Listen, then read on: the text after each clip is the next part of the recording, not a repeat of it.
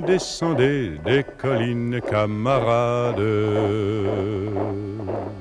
Sortez de la paille les fusils, la mitraille, les grenades.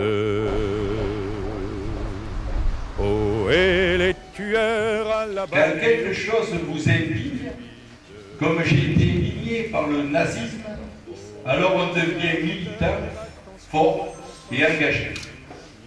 On rejoint ce courant de l'histoire et le grand courant de l'histoire doit se poursuivre grâce à chacun. Et ce courant va vers plus de justice, plus de liberté, ces droits dont la Déclaration universelle a rédigé le programme en 1948 sont universels. Ces phrases, je les ai empruntées à Stéphane Hessel, le célèbre auteur du pamphlet Ennemi.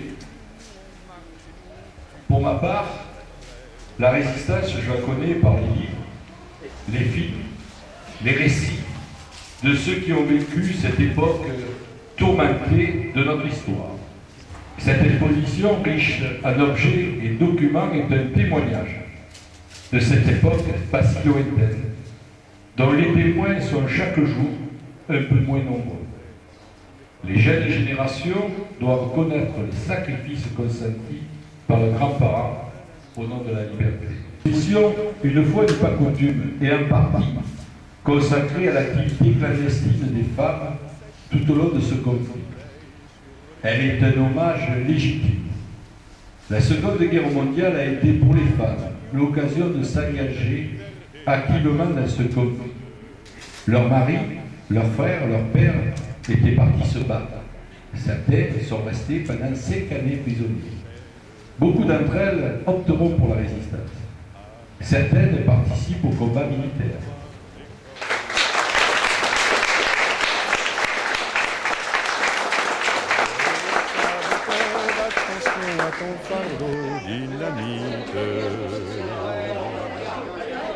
C'est nous qui brisons les barreaux des prisons pour nos frères.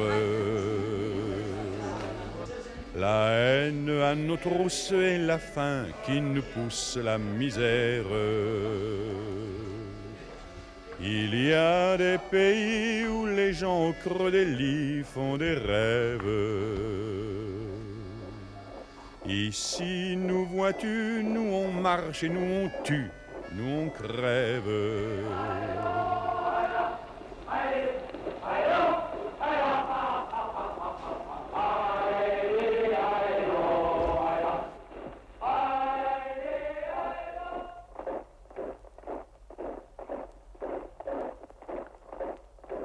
Ici, chacun sait ce qu'il veut, ce qu'il fait quand il passe. Ami, si tu tombes, un ami sort de l'ombre à ta place.